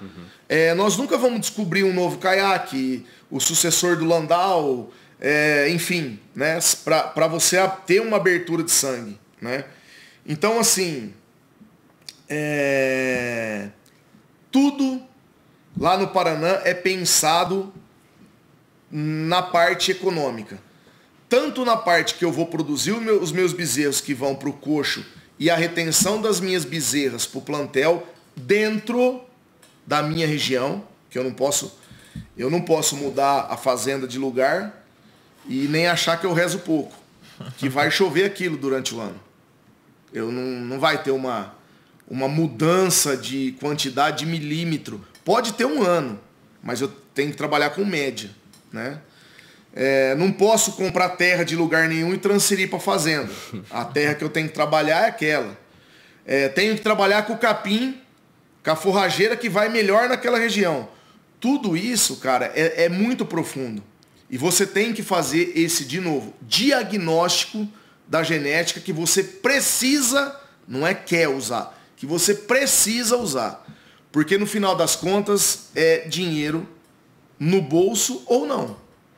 Ou você põe dinheiro no bolso, você faz um projeto que seja economicamente viável ou não. E aí você viu, se um ano não é viável, o segundo não é viável, o terceiro não é viável, você vai sair da atividade, né? Verdade. E não é que eu acho que ninguém quer isso. E no fornecimento de genética, buscar fornecer os 2 perfis, tanto o elite quanto o de avaliação, através do sêmen dos touros. E só para finalizar, nesse ponto dos touros, agora falando mais do nosso lado aqui, da turma do elite, você acredita que a gente está demorando muito para fazer o sucessor do caiaque, do landau, desses outros touros? Qual o motivo você atribui? Tem muita gente que fala que porque faz muito sexado, faz pouco macho, não fecha os machos, ou porque não acredita, ou porque não usa os touros jovens, como você falou? O que é que você acredita que é o motivo da gente ainda estar demorando um pouco? Eu acho que tudo é um pouco de tudo. Eu acho que não tem um motivo principal. Eu acho que é uma porcentagem de cada motivo. Mas os principais... O mercado, no Elite, a gente sabe que as fêmeas é onde tem o maior valor agregado. Verdade. Né? Então, se uma bezerra aqui nesse palco sagrado, ela é campeã, não dá 5 minutos, você já tem convite para vender ela no leilão do dia, às vezes. Sim. Diferente de um bezerro que foi campeão na mesma exposição. De novo, tudo é dinheiro. Verdade. Tudo é econômico. Tudo é valor agregado. Depois veio o uso do sêmen sexado, né? E também, Emanuel, tem o custo do animal de baia. Exatamente. Que hoje ele não é em conta. Você permanecer com um macho que você não tem valor agregado tanto hoje, na baia, até ele se tornar touro. E aí nós estamos falando de um. Mas para tirar um caiaque, para tirar um landau, quantos a gente precisa? Verdade. Então eu acredito que até nós estamos colocando no mercado através de virtuais vários caiaques e vários landaus. Eu também acho. Que a gente vende até em lote triplo, quádruplo, quíntuplo. Que é uma carga genética de grandes doadoras.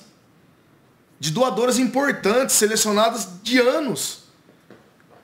E que depois vai virar touro na casa do comprador e vai cobrir vaca de corte. Ele é irmão... Eu tenho a certeza que eu tô falando disso. Eu tenho certeza que eu tô falando. Ele é irmão das grandes campeãs, ele é irmão das vacas recordistas, mesma FIV, tudo certinho, tem a mesma carga genética, só que...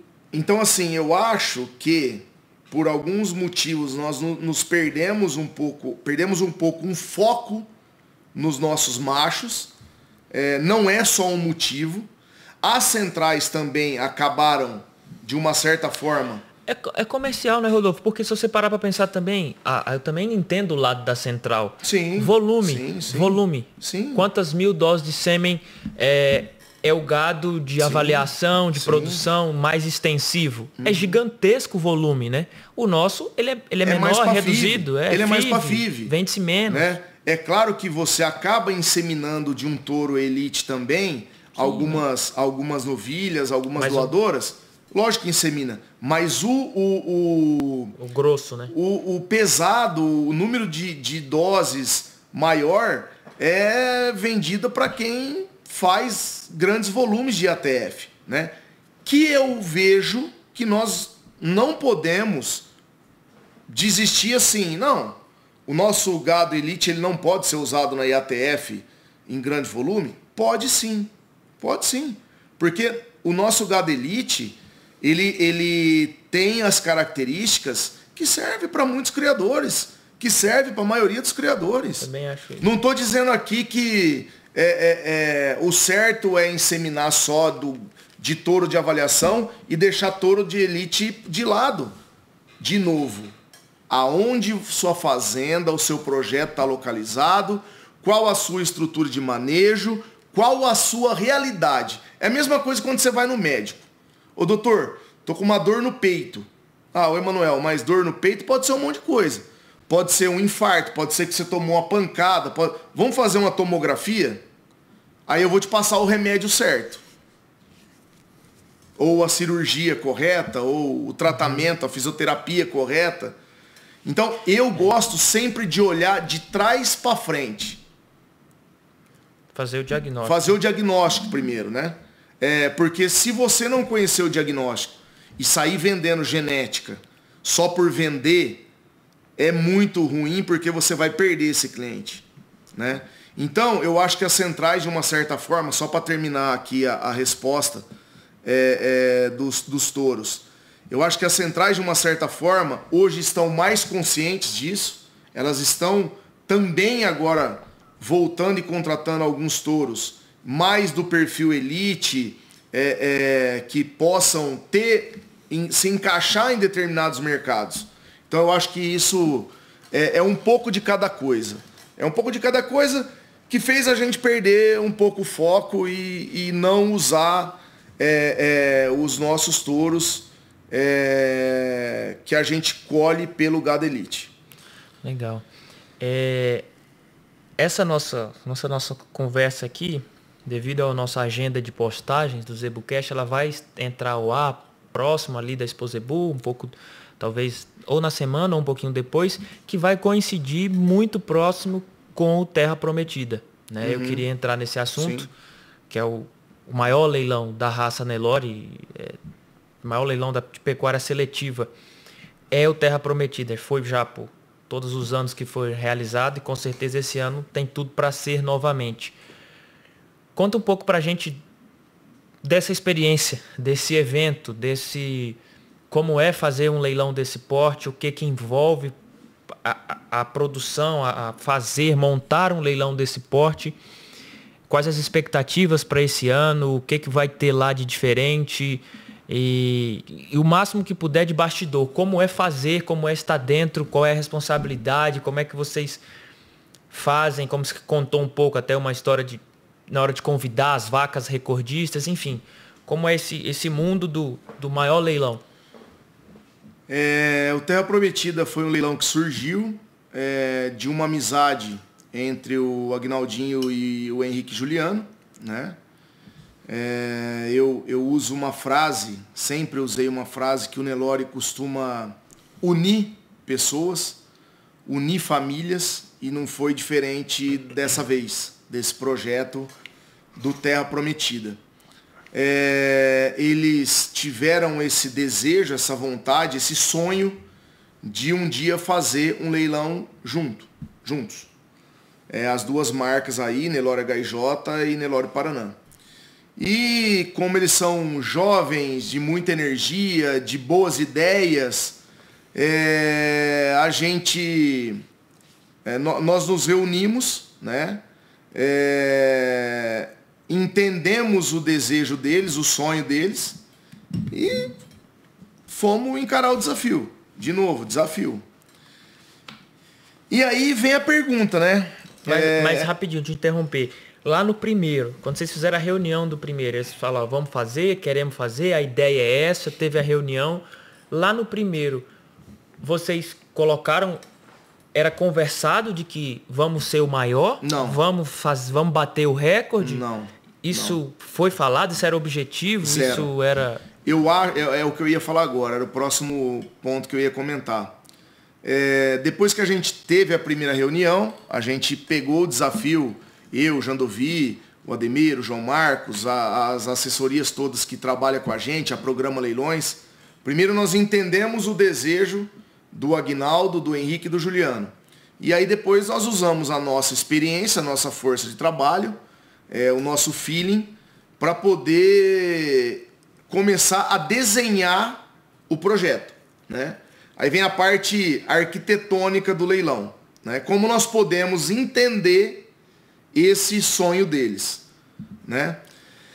Mas o interessante, Emanuel, você comentou até há um tempo atrás aqui no podcast sobre pressão de bastidor, né? Uhum. Tanto o Henrique Juliano quanto o Aguinaldinho sempre deixou a gente trabalhar sem pressão nenhuma. E nunca foi se falado, vamos ser o maior, nós estamos fazendo isso porque nós queremos quebrar recorde, nós estamos aqui para mostrar para o mercado isso, aquilo. Zero.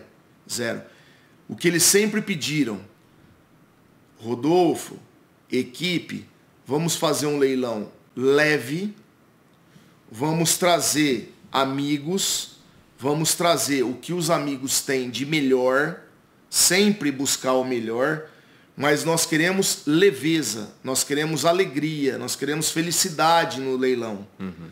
Ninguém insatisfeito, que a gente vai chegar num objetivo, num resultado satisfatório.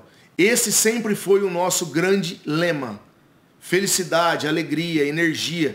E que realmente quem vai lá no Terra Prometida pode acompanhar isso de perto, né? A energia que nós temos lá é surreal mesmo, né? Eu tinha essa dúvida porque, assim, eu tive a oportunidade de estar no primeiro e eu acredito, então, que para vocês o primeiro foi uma grande surpresa. Durante o leilão acontecendo, entrava o lote, aqueles valores, aqueles recordes, o primeiro, então, foi surpresa para vocês. Surreal, uma surpresa, assim, que ninguém... Superou tudo no primeiro. Ninguém... a gente faz até uma brincadeira antes Desde o primeiro, o Henrique fez sempre uma brincadeira. Ele pega um papelzinho, né? Tô te caguetando aqui, Henrique. Ele pega um papelzinho ali na nossa reunião ali e fala, põe aí, quanto que vai dar, quanto de faturamento, né? É uma brincadeira. Pra acertar. Pra gente descontrair. Um bolão. Um bolão. Mais que brincadeira, é um bolão. E assim, no primeiro, o Juliano... também encarando o bolão como uma brincadeira, colocou um valor exorbitante lá. Jogou lá em cima. E acertou. Foi o ganhador do bolão. Então, assim, é muito bom você, o Emanuel, trabalhar com pessoas e parceiros e sócios que têm o mesmo objetivo e o mesmo pensamento seu. Porque você está olhando para o mesmo sentido, para o mesmo caminho, né? Você tem o mesmo objetivo. Quando você tem caminhos diferentes, objetivos diferentes, pensamentos diferentes, o projeto leilão fica mais difícil. E eu acho que uma coisa que gera essa energia, o combustível que eles passam para a gente, é esse mesmo entendimento que eles têm o mesmo objetivo, o mesmo perfil de negócio, né? E a juventude deles são muito novos, né? São grandes investidores da raça, entusiastas, amigos da raça Nelore. É fácil você levar a gente no Terra Prometida. Por quê? O Henrique, o Juliano e o Aguinaldo são pessoas que todo mundo conhece, que são amigos de todo mundo, que cumprimenta todo mundo, que conversa com todo mundo, que atende todo mundo. Então fica fácil você convidar as pessoas para vender, as pessoas para participar, as pessoas para estarem lá com a gente. Isso tudo vai gerando esse combustível que chega lá no momento, Pedro, dá essa energia, essa grande energia, né? E isso tudo, nós que já somos, trabalhamos com adrenalina, e que leilão gera essa adrenalina, né? Quem trabalha com leilão tem essa adrenalina correndo no sangue. É um negócio que é difícil você tirar do seu sangue isso. Esse vício nessa endorfina, nessa adrenalina, né? Quando a gente chega lá, nós já estamos adrenalizados. Programa Leilões, assessorias, os convidados, eles dão esse combustível a mais na nossa veia. E aí tudo acontece. E claro, um lema que eu sempre tive comigo. Você pode fazer o leilão aonde for, você pode escolher o melhor buffet, você pode convidar quem você quiser, o melhor show, você pode ter o melhor ar-condicionado. Se você não tiver gado, nada acontece. Então, assim, primeiro o gado. Primeiro o gado. Isso tudo de energia, de amizade, de combustível, de liderança, vem depois. Eu acho que é a cereja do bolo. Só que primeiro o gado. Tem que ter o gado. Tanto dos promotores quanto dos convidados. Isso quem pôde estar lá com a gente nos 3 anos que já aconteceu o leilão, pôde presenciar que o gado a gente não abre mão de vender o que os convidados têm de melhor e o que nós temos de melhor, né? Por isso que nós fazemos uma visita primeiro na Terra Prometida, apartando o gado deles, né, do Henrique e do Juliano. Deixar o meu abraço aqui, minha gratidão por vocês serem pessoas tão especiais nas nossas vidas, família de vocês, seu Edson, Dona Maria, a Amanda, a Moana, as crianças, e serem amigos aí especiais nossos e estar junto com a gente nesse grande desafio que é o projeto Terra Prometida. Obrigado por tudo, pela amizade, pelo carinho. E depois nós vamos no Paraná, com as assessorias, apartar o nosso gado. E nessas 2 reuniões, a gente já vai falando de grandes players do mercado, grandes nomes no mercado, grandes amigos do mercado. E não só o nome, mas a gente procura conciliar grandes nomes, grandes projetos, grandes marcas e o que ele tem de melhor. Não adianta eu convidar... só pela amizade. Um Bavaresco, um Roberto Bavaresco, que é amigo do Nelore, um cara entusiasta da raça, que vai em todos os leilões, que vende em todos os leilões, compra em todos os leilões, apesar de fazer um leilão tradicionalíssimo, que é o Noite dos Campeões. Isso é um desafio. Eu chegar no Bavaresco, no Cadu, e falar, ô Bava, nós precisamos de uma doadora sua destaque. Nós precisamos de uma bezerra campeã de pista. Nós precisamos das prenhezes que você tem. É um desafio. E diga-se, que nem eu estou dando uma de neto aqui, diga-se passagem. Né? Corintiano. O Noite dos Campeões é colado no Terra Prometida. Poucos dias. Né? Então, assim, eu tenho um desafio de chegar num Casa Branca. Ô Heitor, eu preciso... Ô Fabiana, eu preciso de um lote de destaque. Ô Murilo Gibertoni, eu preciso de um destaque seu. É um desafio grande. Só que ao mesmo tempo, todos precisam entender que nós queremos esses amigos lá com a gente vendendo o que tem de melhor. Eu até sei que muito deles desfalcam lotes importantes de serem promotores de um elo de raça, de serem promotores de um Noite dos Campeões e tiram desses leilões para vendê-la com a gente.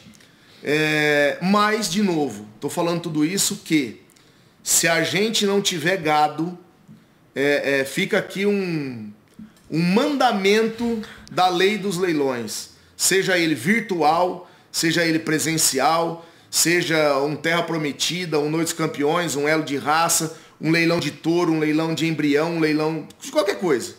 Se você não tiver qualidade primeiro, não adianta você estar na melhor cidade, no melhor hotel, com o melhor buffet, com o melhor show depois do leilão. A melhor assessoria, melhor leiloeiro, não adianta. Se você não tiver gado, meu amigo, então esse é um mandamento da lei dos leilões.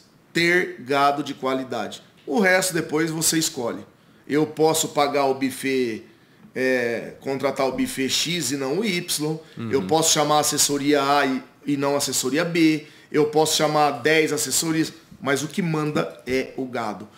Por isso que eu falo, Terra Prometida, ele deu certo o projeto, né? Eu não gosto nem de chamar só de leilão, que pela grandiosidade dele eu falo projeto, que ele envolve muitas outras coisas, não só apenas o leilão, né? Ele deu certo porque, de novo, a gente põe o que nós temos de melhor, os convidados põem o que eles têm de melhor, e depois vem toda essa parte estratégia, de bastidor, de energia, de conhecimento, de feeling, de liderança, enfim, do que você possa imaginar que o Aguinaldo, o Henrique e o Juliano coloca na gente, entendeu? Quem vai lá vai entender tudo que o Rodolfo falou. Pedrão, muito bom, né, cara? Hoje teve história, hein? Rodolfo, pra gente finalizar, você no começo deu uma pitada disso, mas agora, pensando com mais calma e mais elaborado, como a gente falou no início, você é um cara que não veio de família tradicional e a maioria da nossa audiência são jovens como você que querem entrar no agro, que querem entrar na pecuária e ver, escutar a sua história aqui hoje, escutar essas experiências, eu imagino que é muito encorajador para eles. O que você deixaria de eu não gosto muito da palavra conselho, mas o que você deixaria de experiência? Cara, ó, vai por esse caminho aqui que você vai errar menos. Você tem probabilidade de encontrar por aqui menos pedras. Eu vou tentar facilitar um pouco aqui do que eu vivi, do que eu já sei. Vai por aqui que eu acho que é melhor. São algumas coisas. Como se a gente fosse fazer um bolo aqui, né? São alguns ingredientes. Primeiro, nunca desista dos seus sonhos. Nunca. Sempre acredite pelas dificuldades que forem, seja elas quais forem, que você vai chegar onde você quer.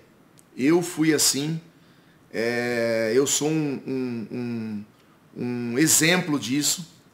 Eu nunca desisti do que eu queria, do que eu gostaria para mim. E tô caminhando para chegar lá. Então nunca desista dos seus sonhos. Ah, mas meu pai tem a dificuldade de pagar a faculdade, mas eu tenho dificuldade de viajar, mas eu tenho dificuldade para fazer uma pós, mas eu tenho... Irmão, você já está saindo perdendo de 1-0. Então, nunca... Essa palavra dificuldade, ela nunca... eu nunca tive ela no meu vocabulário. Então, sempre acredito nos seus sonhos. Uma outra frase que eu gosto muito de falar: nada vence o trabalho. Então, assim, se você estiver trabalhando de forma honesta, de forma focada, fazendo bem, buscando ser uma pessoa humilde dentro da sua área, buscando transparência e tendo força de trabalho, irmão, você vai vencer tudo. Tudo. Qualquer obstáculo do dia a dia. Porque eu costumo dizer o seguinte, para os mais jovens, né? Principalmente para estagiário ou para quem passa lá no Paraná em determinados cargos, recém-formados e tal. Qualquer empresa, ela vai ter os desafios dela, do dia a dia. Não existe empresa que não tenha desafio. Não existe empresa. Desde uma multinacional enorme, líder de mercado em qualquer setor, até uma pequena empresa que está surgindo. Cada uma vai ter os seus desafios, grandes ou pequenos. Então, desafios, problemas, o que eu falo? Uma outra dica. Você foi feito para você estar aqui para resolver. Se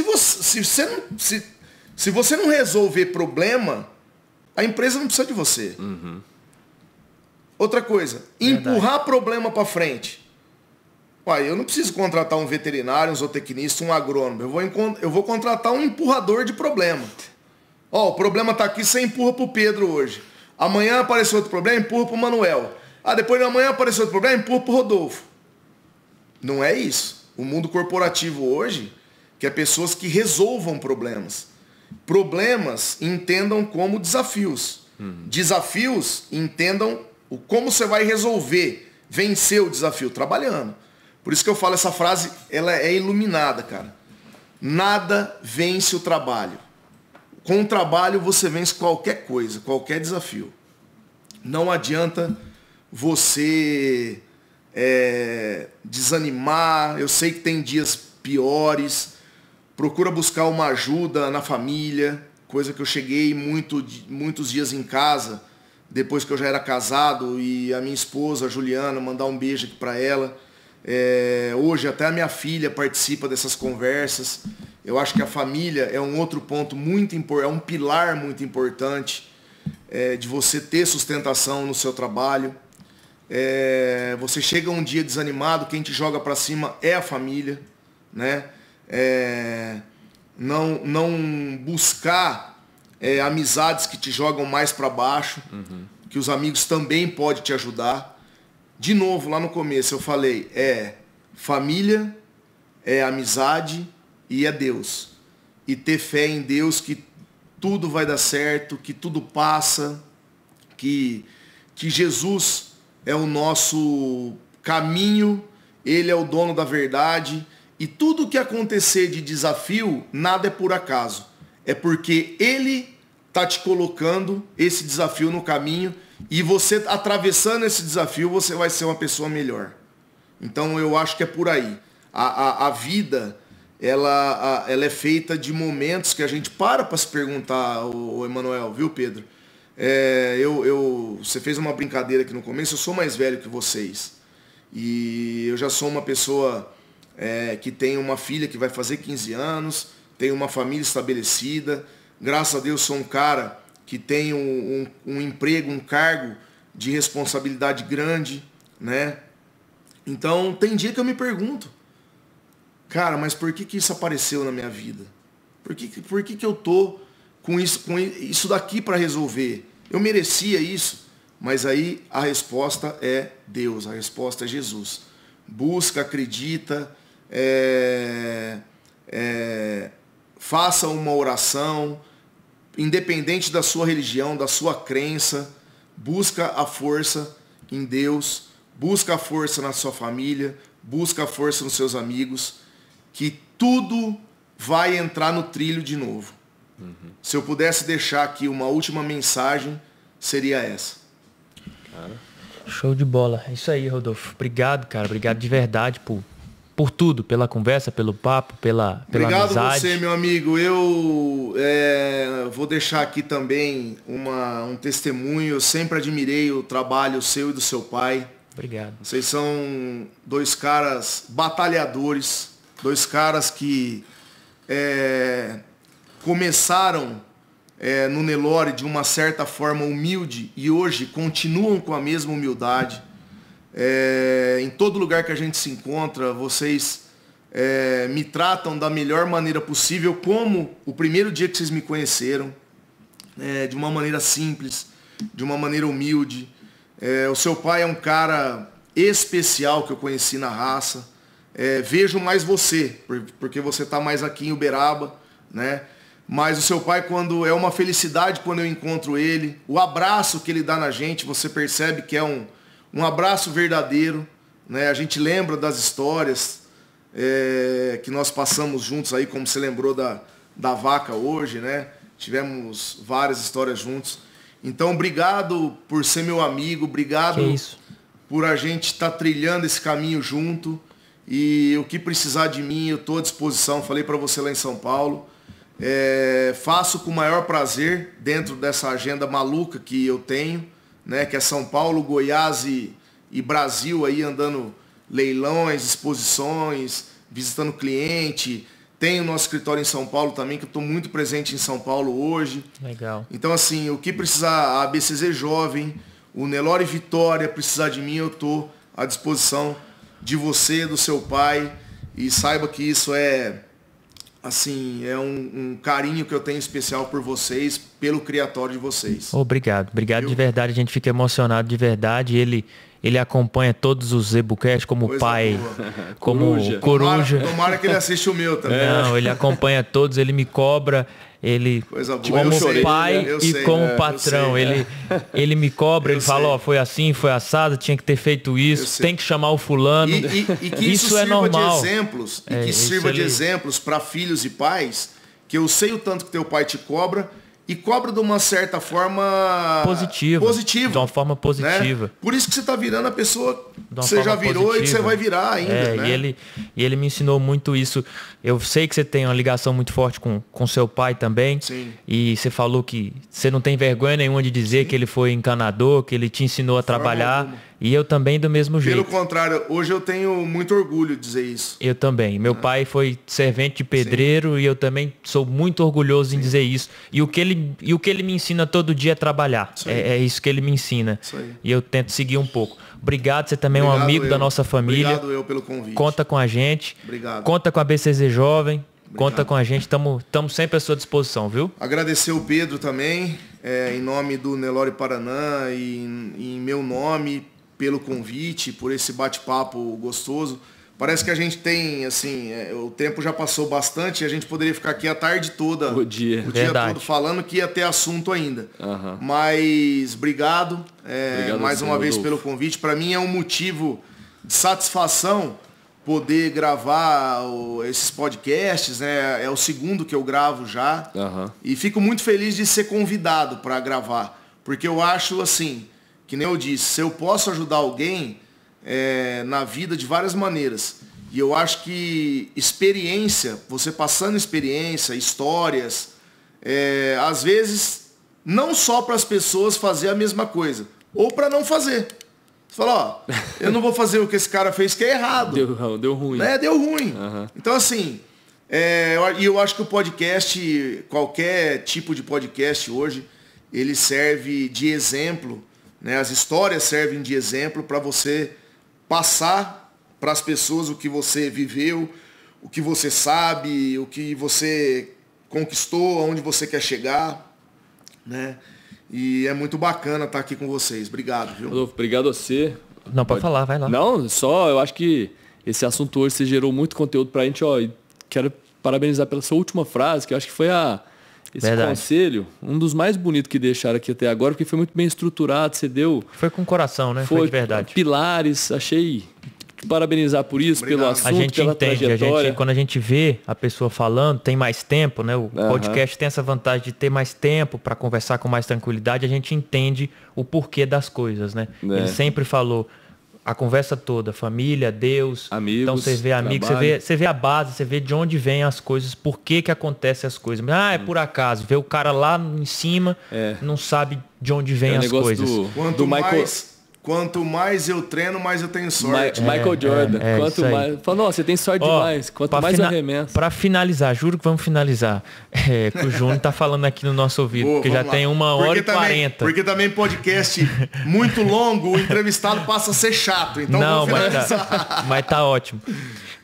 Uma última que eu lembrei agora, cara. Não sei porque que eu não lembrei disso antes. No nosso primeiro leilão aqui em Uberaba, a gente fez na Mineira durante a pandemia, uma loucura total, mas a gente fez sozinho ainda, só Nelore Vitória. Eu lembro que a gente convidou Paraná, convidou vocês, e você foi um dos convidados que nos deram a honra de, no início, criador pequeno, primeira vez em Uberaba, assim, eu não tinha nenhum argumento tão convincente para trazer o Paraná, né? Olhando friamente como mercado, não tinha. Mas eu lembro até hoje, agora eu vou pecar aqui, eu não sei se foi o Ademir ou foi o Jandovi, quem que entrou em contato com você para fazer o convite? Ou os dois. Ou os dois. Mas a gente se fala todo dia. Eu sei que foi assim, uma surpresa para minha parte que, não, eu quero uma prenhez da Paraná. Paraná tem muita vaca boa, eu quero uma prenhez. Aí eu falei, conversa com o Rodolfo, eu quero uma prenhez do Paraná. E aí vocês decidem a vaca que eles vão trazer prenhez, que eu sei que eles têm muita vaca boa. Aí foi o contrário.